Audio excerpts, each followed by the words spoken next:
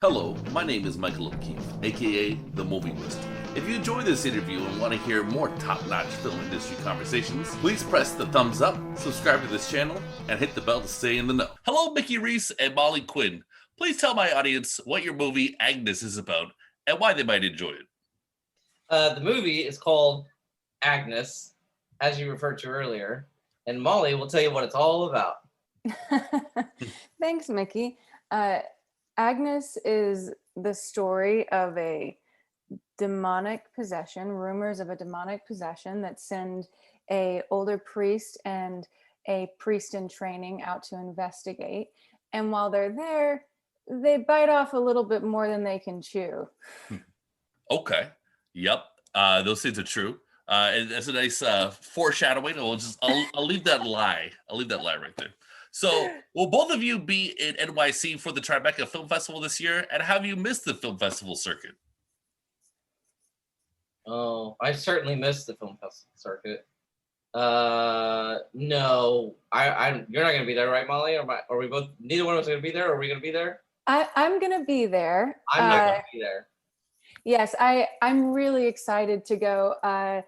I love film festivals. I don't have as much experience as Mickey has had, but the ones I've been to, like Cannes, I mean, it's absolutely incredible. And you're around filmmakers and artists and everyone's excited to talk art. You can't help but geek out about that. So I'm really excited it'll be my first time at Tribeca. So I'm excited to hang out and hopefully meet some people and do some fun stuff. Sounds like a party. I wish I was going. You gotta have the double vax though, right? Yes, and I am. Yeah. I've been stabbed, and I'm ready to hang out.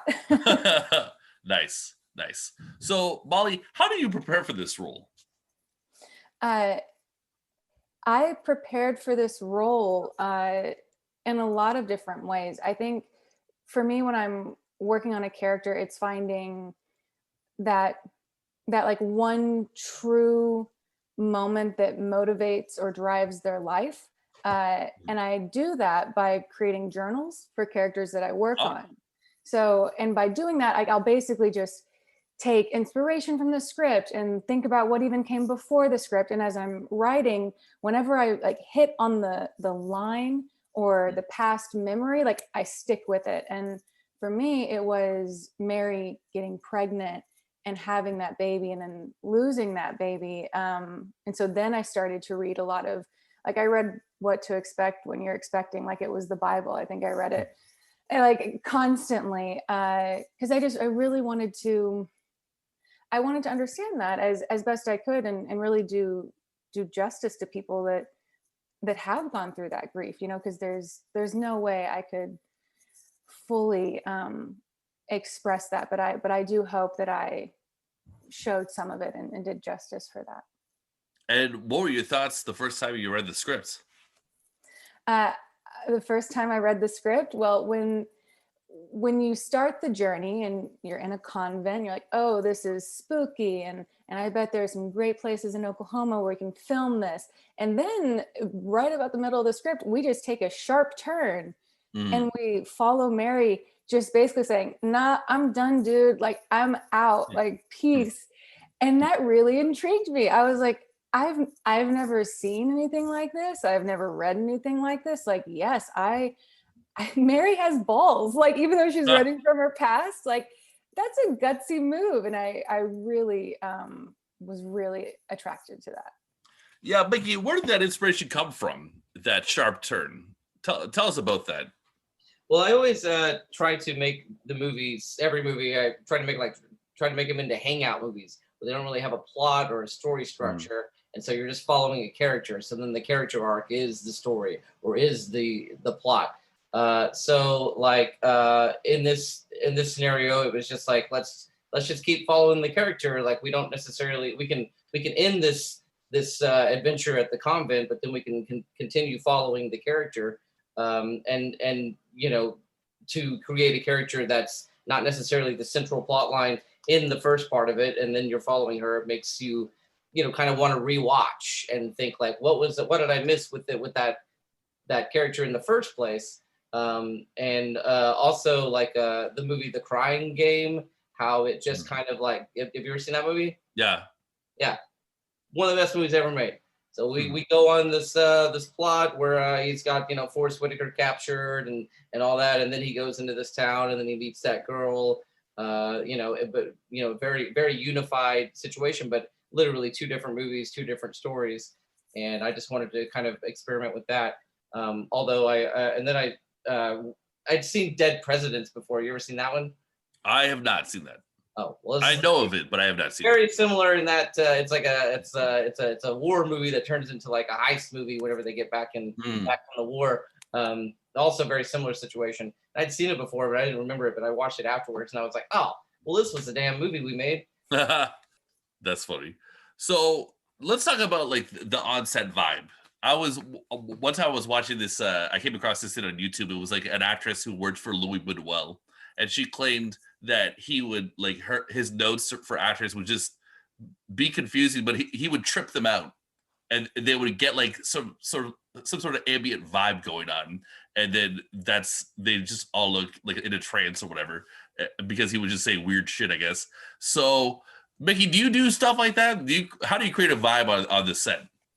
I let the actors interpret it how they want to, and then just kind of like work around that. Does that make sense?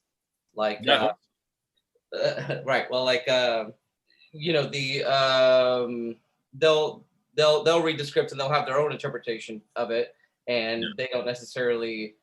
I'm very withholding in that way, where they don't know really necessarily what I'm doing, but also I don't know what I'm doing because I'm kind of working like subconsciously and making visual choices that aren't necessarily that I know what's going to cut together, but aren't necessarily going to fully make sense to the actor. And so that's why, you know, in the script, you know, you got a good character there. They can kind of work on that, and then I can kind of like go off and do my own thing. And a lot of it has to do with just me not knowing how to explain myself or my choices, because I'm trying to create that subconscious, like, you know, atmosphere in a movie. Yeah, well, Mickey would work with Samuel, our DP, like setting up the shots, so we had these beautiful surroundings. He really allows us as actors to create our own characters and work together. Like, it was really fun to, like, on the scenes when I was with Chris Sullivan, just like huddling with him and talking about our characters and like how the scene was going to go from like our actors' perspective, and then getting in there, because especially when you're lucky enough to have these amazing actors in your movie, like Chris Sullivan, Rachel True, Sean Gunn, they're full characters. Like, Mickey allows them to be complete humans. And I think that's something that is really unique about our movie. Like, every time I watch it, I always pick someone out and I go, well, I want to see what Rachel was doing while Mary was off doing this. Like, no one fades away. You don't forget a character in this movie. And I think that's because Mickey allowed them the room to flourish, and myself included. Nice. And how would you compare Mickey to some of the great directors you've worked for? Oh my goodness. I've been lucky to work with a lot of people that I really love. I think, you know, a difference would be that this was the first time I was working with a director where I was starring and executive producing. Mm-hmm.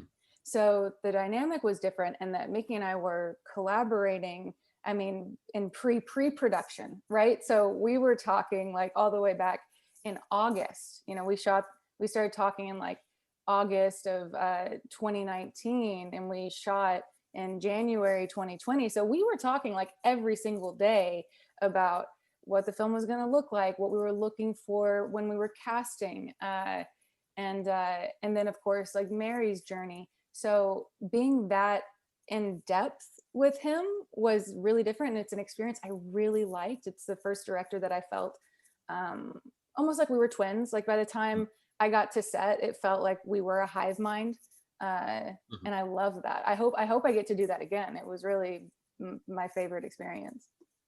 Okay, groovy. And it was a lot of this. It was a lot of asking me questions and me going, "It's gonna be okay. It'll be okay. Yeah, it'll work. Trust me." All right. So, Mickey, you were talking about The Crying Game and Dead Presidents. Can you tell me a movie besides The Exorcist, like a possession movie, that might have stood out for you? You know, I saw The Exorcist at Regal Cinemas down the street from my house here in like the early 2000s. I hadn't seen it before, but they like you know, they showed it again in theaters, and I saw it then, and I thought it was just an outstanding movie. But I never watched it again. I'll tell you, the movie was Fat City. You ever seen that one, John Huston's Fat City? No. Oh, I gotta check that out. you gotta watch this movie. This is one of the best movies ever made. It's one of the classics. It's one of the greats. And I think a lot of that second half was, you know, trying to, you know, create this, you know, kind of a updated homage of a Fat City for sure. So Yeah. Can I say my favorite possession movie? Of course. And then I'm gonna say goodbye. Okay, so my favorite possession movie is The Exorcism of Emily Rose. Oh, cool. Absolute favorite. I love how heartbreaking it is at the end, like the turning of, oh my God, this poor girl, she's possessed, to actually possession being close to God because you're aware of his existence, and her becoming a martyr. That to me was such a cool twist on the exorcism genre. I have not seen the movie, but I know the composer, so I've listened to the score. Go watch it. Go watch it right now. You'll love it. Okay, groovy. All right, guys. Thank you so much for your time. I love the movie. Everybody check it out.